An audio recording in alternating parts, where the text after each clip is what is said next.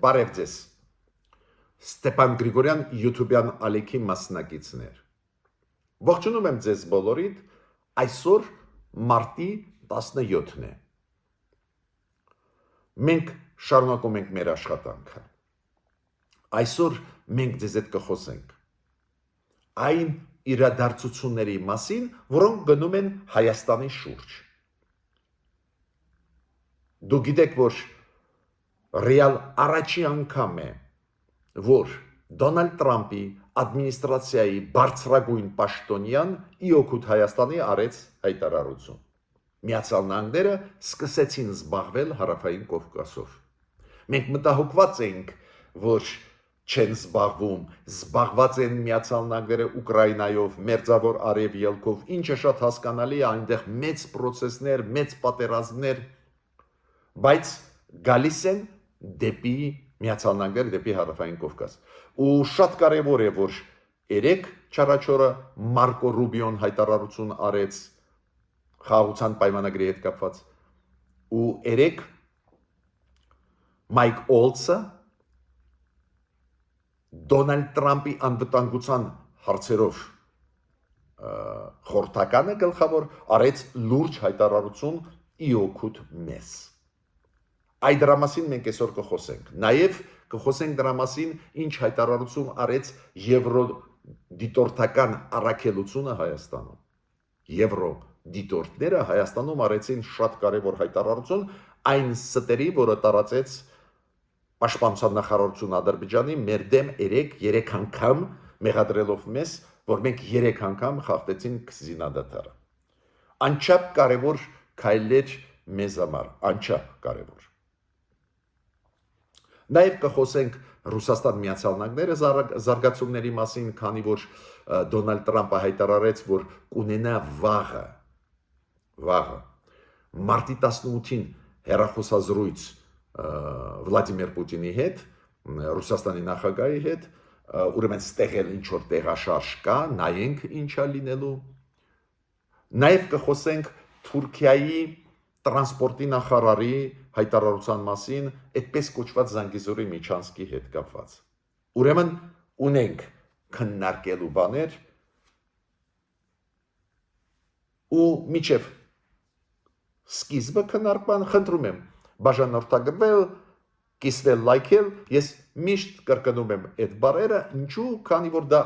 աշխատացնում է մեր YouTube-յան ալիքը։ Դարձնում է ել ավելի ակտիվ, տարածումը ավելանում է ու այս օբյեկտիվ ինֆորմացիան, այս վերլուծությունները մեր օբյեկտիվ ինֆորմացիան վերստուգված ել ավելի զինում է մեզ։ Մենք ունենք ավելի օբյեկտիվ ինֆորմացիա, հնարավորություն ավելի adekvat արձագանքել ու խոսքը ոչ միայն գնում է սփյուռքայության մասին, Հայաստանի Հանրապետության քաղաքացիների մասին, նաև Հայաստանի կառավարության մասին։ Հիմա սկսում ենք մեր զրույցը։ Ես միշտ սկսում եմ տարբեր անցուդարձներից աշխարհում, որոնք օգտակար է իմանալ, հասկանալու համար ինչ է կատարվում աշխարհում։ Օրինակ, հիշում եք Երևանում էր Կասպար Վելտկամպը, արտգործնախարարը Հոլանդիայի, շատ հետաքրքիր բանակցություններ, մենք խոսել ենք այդ բանակցությունների մասին, չեմ կարկանի, բայց Երևանից հետո ինքը մեկնեց Հոլանդիայի արտգործնախարարը մեկնեց Իրան, ու Իրանում լուրջ քննարկում էր ու ոչ միայն երկկողմ հարաբերությունների մասին, Հոլանդիա-Իրան,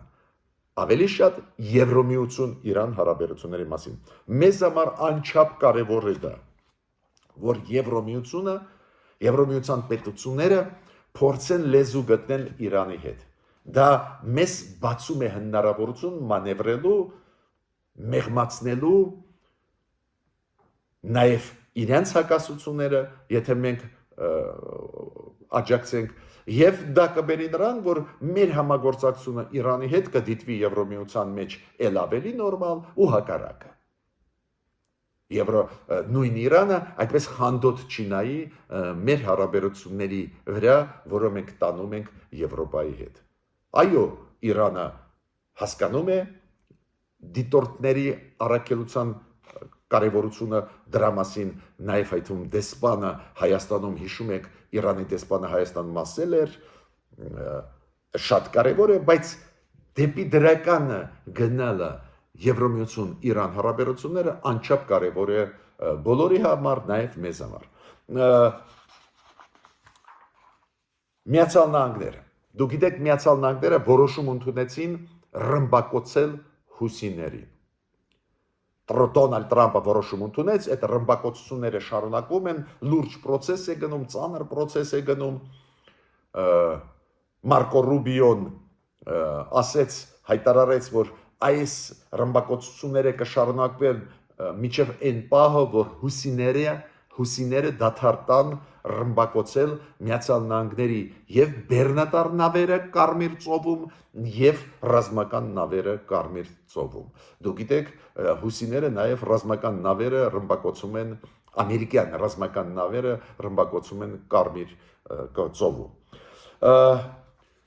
Ամերիկացիք մեղադրում են Իրանը, որ ինքը հուսիներին զինում է։ Իրանը հերքում է, Իրանը ասում է մենք դրա հետ կապ չունենք։ Մինչդեռ մենք բոլորս գիտենք, որ հուսիների այդ խմբերը, խմբավորումները իրոք Իրանի ազդեցության տակ են, շիա են, ստեղ նյուանսներ կան, չեմ ուզում խորանալ, բայց ես պետք է ասեմ, որ այդ հուսիները բավական զգալի մասը Եմենի, ինչքան գիտեմ, վերահսկում են, նաև այդում Սանան, մայրաքաղաքը։ Հիմա գնում է process Միացյալ Նահանգները Ռուսաստան, բոլորդ գիտեք,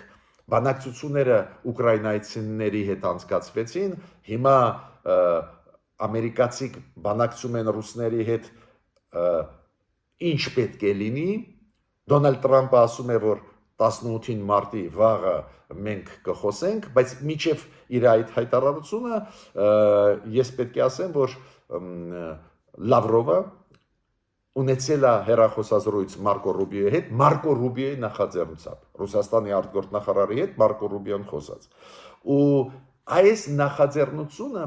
գալիս է Միացյալ Նահանգներից։ Դուրս բերել իզոլյացիայից, մեկուսացումից Ռուսաստանը երկխոսության մեջ մտնել բոլոր հարցերում, ոչ միայն Ուկրաինայի, որ Ռուսաստանը հակված լինի խաղաղության, ավելի հակված լինի խաղաղության։ Համոզված չեմ, որ դա ճիշտ ճանապարհ է, բայց Միացյալ Նահանգները նախագահն ընտրված նախագահը հզոր երկիր է ու որոշեց այդպես ճանապարհով գնալ։ Հիմա նայեք, Լավրովը Մարկո Ռուբիոն նախաձեռնեց, խոսեց Լավրովի հետ ու Լավրովին ներկայացրեց Միացյալ Նահանգների որոշումը հուսիներին ռմբակոծել։ Ու ոնց եք դուք մտածում, ինչ արձագանք էր։ Իմ կարծիքով Լավրովը ծաղրեց ամերիկացիներին։ Իմ դա կարծիքն է։ Ուրեմն ես հենվում եմ պաշտոնական ինֆորմացիայի։ Լավրովը ասեց, որ անհապաղ պետք է դադարեցվին ուժի կիրառումը իրար դեմ։ Անհապաղ։ Ու Լավրովը ասեց, որ կողմերը պետք է երկխոսության մտնեն։ Ինչու՞մ է կայանում կներեք ձեր առնոցը։ Դրանում, որ Լավրովը դրեց հավասարի Միացյալ Նահանգների պետությունը եւ հուսիների խմբավորումները։ Կիսա օրինական, կիսա ահաբեկչական, չես էլ հասկանում այդ ինչ է, իշխանությունը, իշխանության մի մասն է, հավասարի դրեց։ Լավրովը ասեց, դուք պետք է նստեք հուսիների հետ, հարցերը լուծեք երկխոսության միջոցով։ Պարզ է, Մարկո Ռուբիոն Լավրովի հետ խոսացինք նաև Սաուդյան Արաբիայում եղած բանակցությունները Ռուսաստան Միացյալ Նահանգներ, նաև Ստիվ Ուիտկոֆը, այդ բանագնացը Տրամպի, ում Տրամպը ուղարկեց Պուտինի մոտ մարտի 13-ին, ու այդ բանագնացը Ստիվ Ուիտկոֆը խոսեց Պուտինի հետ, հիշում եք, հետո թռավ Բաքու, բայց ստեղ ինքը երեք Տրամպին եւ Տրամպի թիմին զեկուցում էր արդյունքները։ Տրամպը այդ զեկույցից հետո ասեց, որ շատ լավն էին բանակցությունները, շատ օգտակար էին։ Ուշակովը ինքը օգնականն է Պուտինի, ինքը ասեց անհրաժեշտությունը հանդիպելու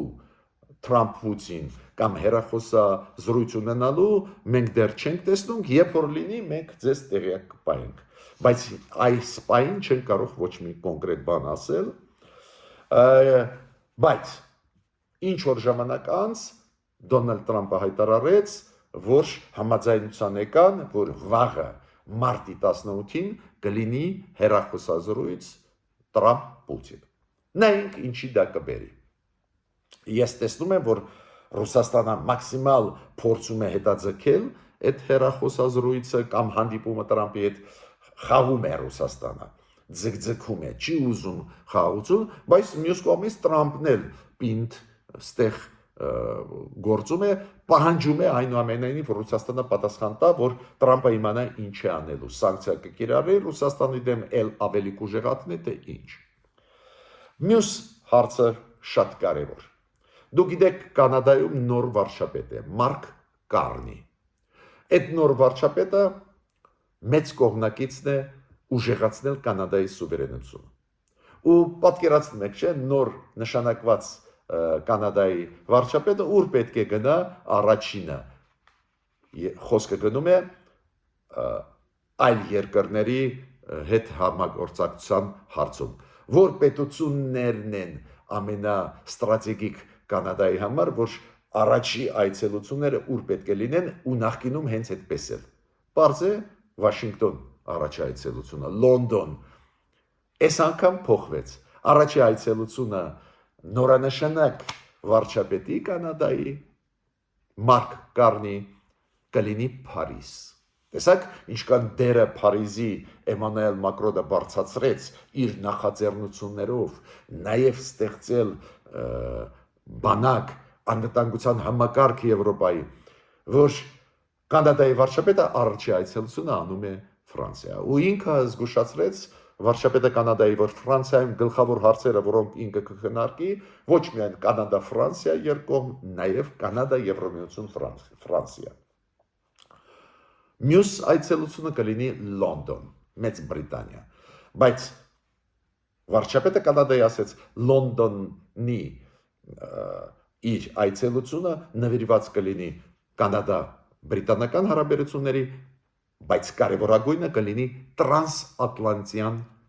դաշնակցային հարաբերություններ անվտանգություն, քանի որ Դոնալդ Տրամպը ՆԱՏՕ-ի նկատմամբ տրանսատլանտյան այս դաշնակցության նկատմամբ մի քիչ վերապահումներ ունեն։ Ավստրալիայի վարչապետը հայտարարեց, որ կուղարկեն Ուկրաինա, եթե անհրաժեշտություն լինի, խաղապաններ։ Ուկրաինա կուղարկի խաղապաններ։ Դուք գիտեք, Ավստրալիան լրջագույն աջակցություն է տալիս Ուկրաինային, մոտավորապես $1 միլիարդ աջակցություն տվեցին, կշարունակեն, ու այս վարչապետը ասեց կշարունակենք աջակցել եւ խաղապահ ուժեր կուղարկեն։ Այդ դրանք են իսկական դաշնակիցները։ Ինչքան հեռու է Ավստրալիան Ուկրաինայից, բայց քանի որ դաշնակից է, ասում է, եթե խաղաղություն հաստատվի, մենք խաղապաններ կուղարկենք Ուկրաինա, ինչը կյանքի պես կարևոր է Ուկրաինայի համար։ Թուրքիան, պարզ է, Թուրքիան ակտիվացավ, Թուրքիան ուզում է դուր գալ Եվրոպային, Թուրքիան ուզում է եվրոպական անվտանգային համակարգ մտնել, Թուրքիան գիտի, որ ամերիկացիք իրանց նկատմամբ ունեն վերապահումներ Իսրայելի պատճառով, դա է պատճառը, որ Եվրոպային ուզում են սիրաշահել, ու դա է պատճառը, որ Թուրքիան ավելի ընդգծված պրո-ուկրաինական դիրքորոշում ցուցաբերում են։ Թուրքիայի արտգործնախարարությունը արեց հայտարարություն։ Մարտի 16-ին երեք լրացավ 11 տարի այն անեքսիայի, որը կատարեց Ռուսաստանը Ղրիմի նկատմամբ։ 11 տարի առաջ անեքսիա արեց, ոչ միայն գրավեց, ագրեսիա արեց, հետո կցեց Ղրիմը իրան, դա կոչվում է անեքսիա։ Ու Թուրքիան քննադատեց, ասեց դա միջազգային նորմերի դեմ է, որ Թուրքիան չընդունի այս անեքսիան, ու Թուրքիան պաշտպանում է Ուկրաինայի տարածքային ամբողջականությունը, սուվերենությունը, հիշեցին նաև Ղրիմի թաթարների մասին, որ Թուրքիան հետևում է իրանք իրավունքները, որ հարգվեն։ Թուրքիան ակտիվ է նաև ամերիկացիների հետ Էրդողանը ունեցել է հեռախոսազրույց Տրամպի հետ ու համոզում էր Տրամպին, որ Տրամպը հանի Սիրիայից սանկցիաները, քանի որ Թուրքիան ասում է հիմա Սիրիայում այլ իշխանություն է, նո այդ խմբավորումները, որոնք ջարդ կազմակերպեցին ալավիների դեմ, պարզե դժվար է համարել նորմալ իշխանություն, բայց գիտեք, եւ Միացյալ Նահանգները եւ Եվրոմիությունը ուզում են, որ կայունություն լինի, ու այս նոր իշխանություններին, պրոթուրքական իշխանությունների նկատմամբ ինչ որ քայլեր դրական անում են, բայց սանկցիաները ամբողջությամբ դեր չեն հանել։ Ոչ Ամերիկան Սիրիայից, ոչ էլ Եվրոմիությունը Սիրիայից։ Ու հիմա Թուրքիան Էրդողանը համոզում է, որ սանկցիաները հանվեն։ Ես ավարտեցի այն մասը իմ ելույթի, որը կապված է աշխարհի անցուդարձից, հիմա հայկական հարցերին մենք անցնում ենք, անչափ կարևոր հարցերին։ Ես միշտ ողջունում եմ, որ դուք շատ ակտիվ եք չաթում, ուզում եմ նշել, որ երեկվա չաթում շատ ակտիվ էին Լուսինե Ալեքսանյանը, Աննա Վարդանյանը, USR, այդպես է իրան գրանցե ակտիվ մասնագիծը մեր չաթի, Լյուբա Ազատյանը, Աննիչկա Կարակաշյանը, Արմեն Սարգսյանը, Վարդգեսը, Մարինա Սարգսյանը, Հակոբ Օնկուր եւ Տատյանա Տորոսյանը։ Երեք իրանք էին ակտիվ չաթում, իրոք չաթն էլ շատ է զարգացնում մեջ YouTube-յան ալիքը։ Շնորհակալ եմ ձեզ։ Հիմա ես ուզում եմ անցնել այս կարևորագույն հարցերին, միջև այդ ուզում եմ պատասխանել երկու ձեր կարևորագույն հարցերին։ Մի հարցը Բորիս Կարակեշիշյան, այդքան էլ հարց չի, ինչքան ինքը ասեց, պարոն Գրիգորյան, քարոզ մի անի Գյումրու համար։ Ես ճիշտ ասած շատ զարմացած էի, Հայաստանը պետություն է, ունի օրենքներ, ու այդ օրենքի համաձայն ցանկացած տեղ, որտեղ որ գնում են ընտրությունները, դա ազգային ժողովի ընտրություններն են համապետական կամ ընտրություններ Գորիսում, տեղական ինքնակառավարման Գյումրիում, չգիտեմ, Վանաձորում վաղը, բոլորում մենք բոլորս Հայաստանի Հանրապետության քաղաքացիները կարող ենք մասնակցել, մեր կարծիքը ասել, քննադատել, քննարկել, գովալ, բոլորս առանց բացառության։ Բայց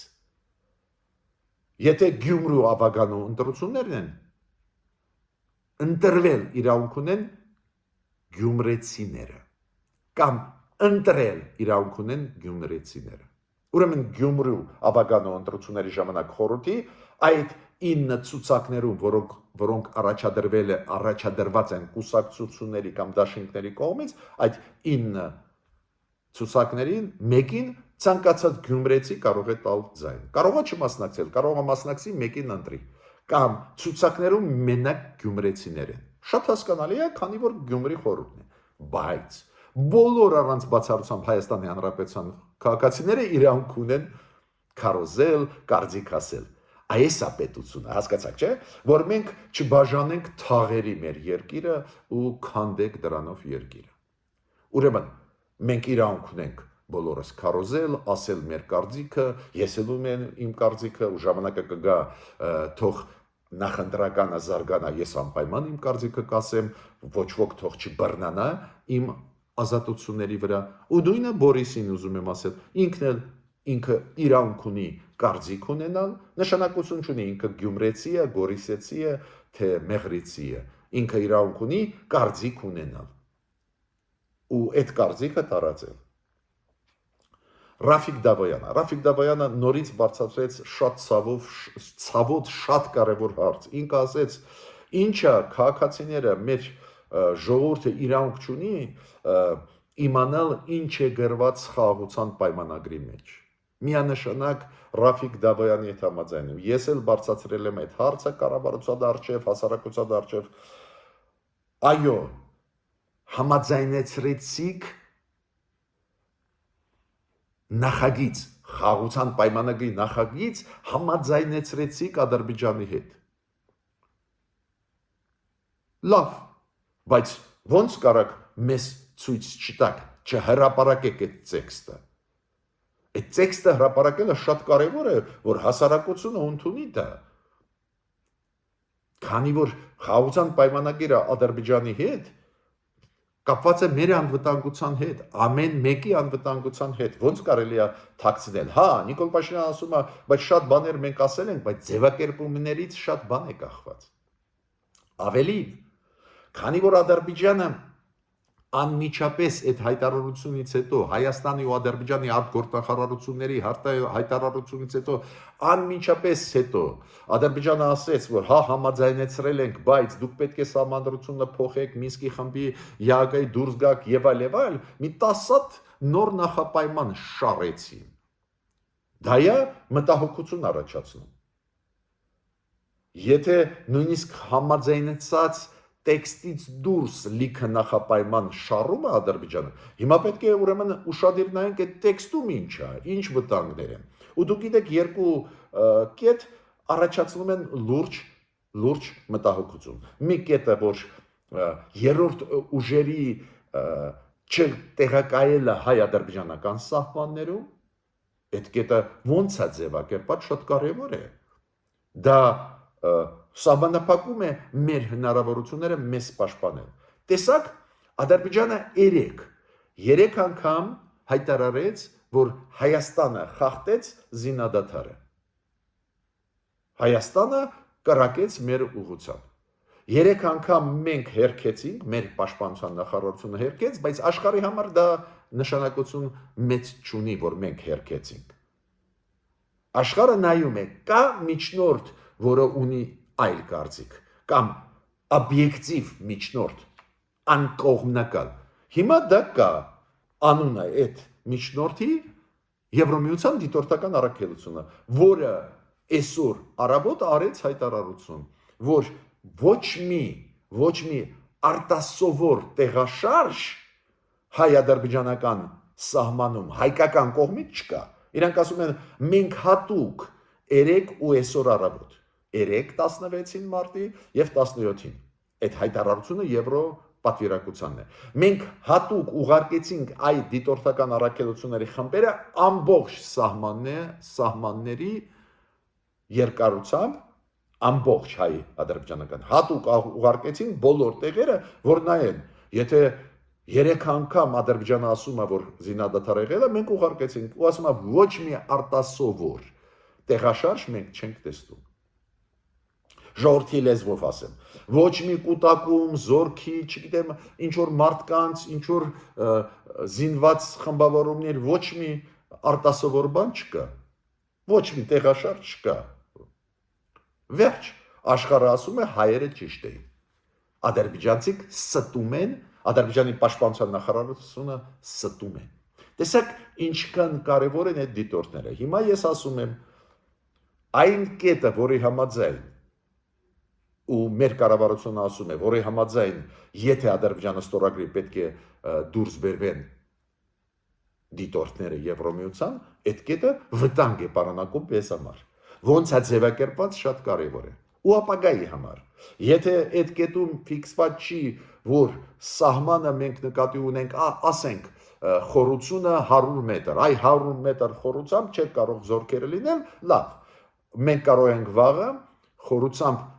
1 կիլոմետր բերել դնել ֆրանսիական օրինակ խաղաղապահ ուժեր։ Բայց ոնց է ձևակերպված։ Կառավարությունն ասա, դա ուղղակի կապված է մեր անվտանգության հետ։ Նույնը այն հարցը, որ Հայաստանը համաձայն է հետ կանչել բոլոր մեր գործերը, հայտերը միջազգային դատարաններ։ Մեր հայտերը ունեն հիմքեր, իրավական հիմքեր, արդար են։ Բոլոր դատական process-ներում հաղթող դուրս են եկել ու դուրս կգան նոր հայտերը։ Ադրբեջանի հայտերը դա ֆիքսիա է։ Հիմա եթե մենք հետ ենք վերցնում, դա հավասար քայլեր չեն, հասկանում եք։ Բացի դրանից Ադրբեջանը իր բողոքները մեր դեմ հետա վերցնում, թե ոչ։ Ու դա ես կարող եմ ձեզ պատասխանել Ստեփան Գրիգորյան YouTube-յան ալիքի մասնակիցները մենակ մի դեպքում կարող եմ պատասխանել, եթե տեքստը տենեմ։ Ուրեմն կառավարությունը պետք է տեքստը նախագծի խաղաղության պայմանագրի միջև ստորագրելը պարտավոր է մեզ ներկայացնել։ Այդ առաջինը, երկրորդը, այդ միտքը ես ասեցի, երեք, դու գիտեք, այդ մեծ բանավեճ ծրագրում երեկվա Կիրակնյորյա հանրային հեռուստաալիքի ծրագրում։ Դու գիտեք, հանրային հեռուստաալիքով ամեն կիրակի կա մեծ բանավեճ այդ ծրագիրը, որտեղ նաև ինձ հրավիրեցին, որտեղ որ ես այդ հարցը բարձրացրեցի, որը ինձ տվեց Ռաֆիկ Դավոյանը, որ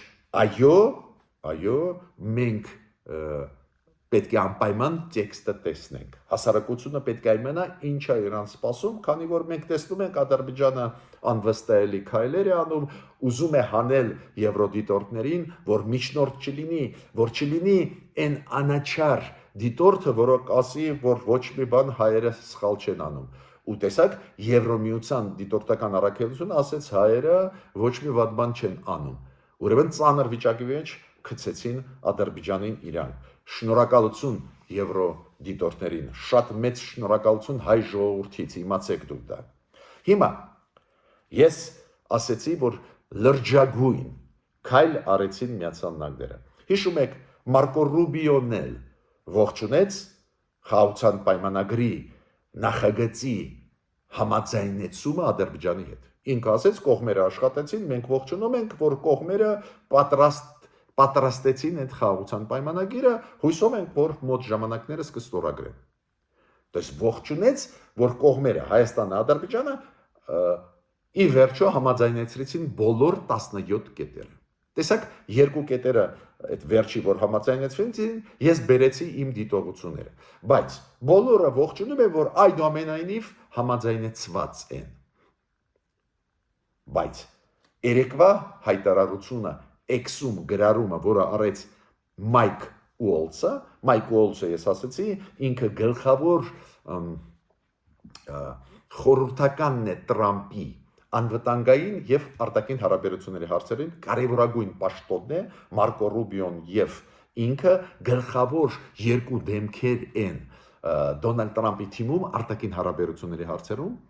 Մայք Ուոլցը գրառում արեցի։ Ինքը ասում է շաբաթվա ընթացքում ես ունեցել եմ հեռախոսազրույց Հիկմետ Գաջիևի հետ։ Դու գիտեք, այդ գլխավոր դեմքն է արտաքին հարաբերությունների հարցերով Ալիևի ադմինիստրացիայի։ Ու ես իրան ասեցի։ Ու ինքը գրառում արեց։ Մայք Ուոլցը։ Ես իրան ասեցի, մենք շատ ուրախ ենք, որ Հայաստանը եւ Ադրբեջանը մեծ քայլ առաջ արեցին եւ պայմանավորվեցինք ու համաձայնեցրեցին տեքստը այդ խաղաղության պայմանագրի։ Երկրորդ միտքը ինքը ասեց այն կոնֆլիկտը Հարավային Կովկասում, որը կար, պետք է դադար տրվի այդ կոնֆլիկտին։ Մյուս նախագիծը շատ ուշագրավ է։ Ինքը ասեց, ես ասեցի Հիկմետ Գաջիևին, որ մենք պետք է ավարտենք խաղաղության պայմանագրի այդ process-ը հենց հիմա։ Դες ինքը ինչ ասում, դուք համաձայնեցրեցիք Հայաստանի հետ տեքստը, դե ուրեմն հիմա էլ ստորագրեք։ Ու մյուսը էլ ավելի կարևոր։ Առաջի անգամը, որ բարի բուն իմաստով Տրամպի թիմը երեսով է տալիս ադրբեջանցիներին մեր հարցերում։ Ինքը ասում է, պետք է ազատել ձերբակալված մարդկանց, պետք է ազատել ձերբակալված մարդկանց եւ այս տարածաշրջանը դարձնել ավելի անվտանգ եւ բարգավաճ։ Ուրեմն երկու հստակ մտքեր, առաջինը, որ պետք է ավարտել խաղաղության պայմանագրի ստորագրումը հենց հիմա եւ ազատել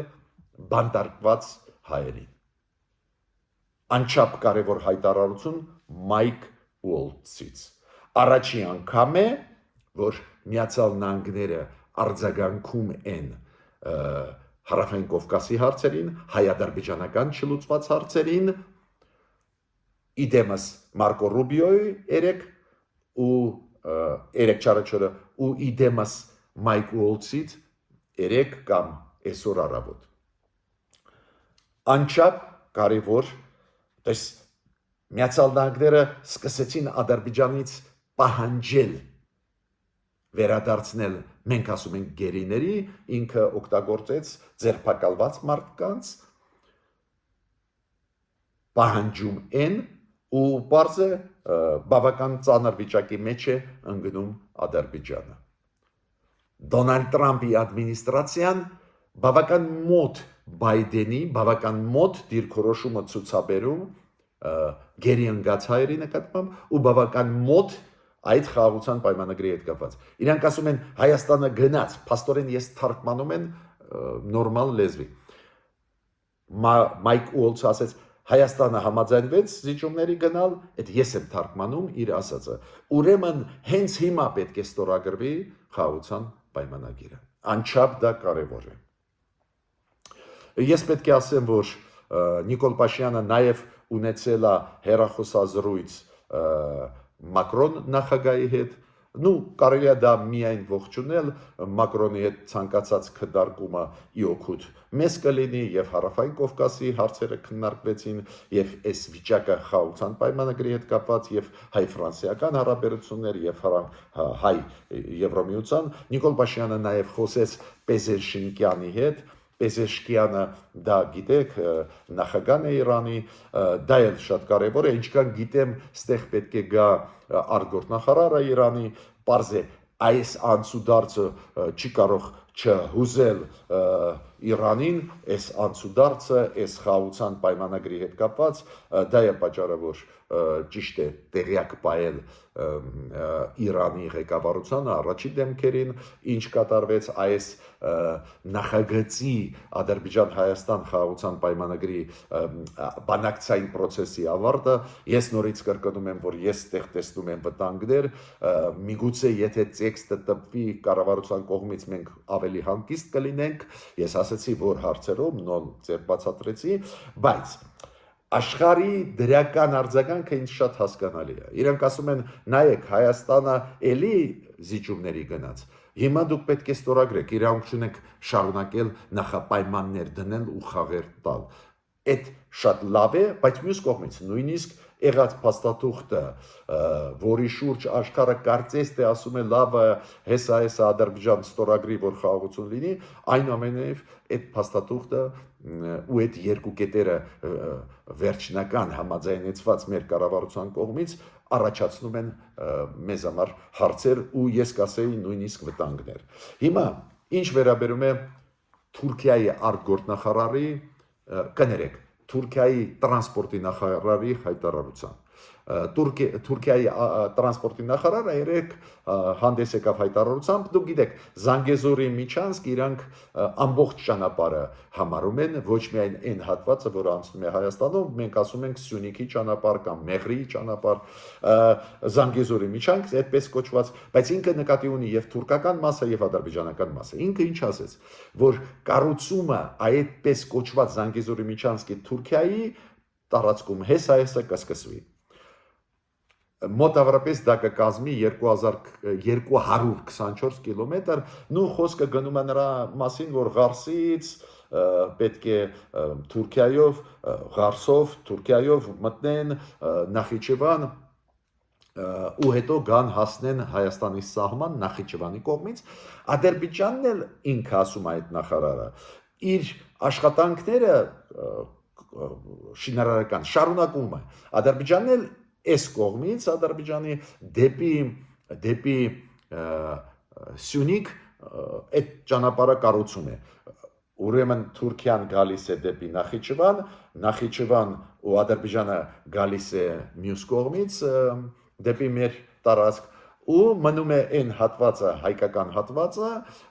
որը եթե մենք համաձայնվենք տալ ճանապարհներ ու մենք համաձայնենք մեր սուվերենության տակ, ուրեմն այս պես կոչված Զանգեզուրի Միչանսկը կհանգի ու կկապնվի Հայաստանի Սյունիքով։ Մենք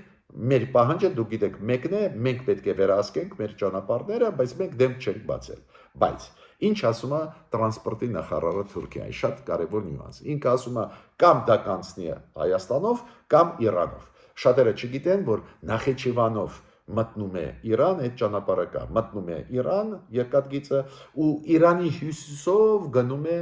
դեպի Ադրբեջան ու նոր մտնում է Ադրբեջան։ Այս 50 կիլոմետր մեր սահմանը շրջանցում է Իրանի ճանապարհը։ Ուրեմն ինքը ասում է, որ այդպես կոչված Զանգեզուրի միջանցքը ի վերջո կանցնի կամ Հայաստանով կամ Իրանով, այդ նյուանսի մասին ուզում էի ձեզ ասել։ Բայց ես նորից կրկնում եմ, այս ձևի պլաններ կարող են իրականացնել մենակ մի դեպքում՝ Հայաստանի սուվերենության պահպանության դեպքում։ Մինչ նոր հանդիպումներ։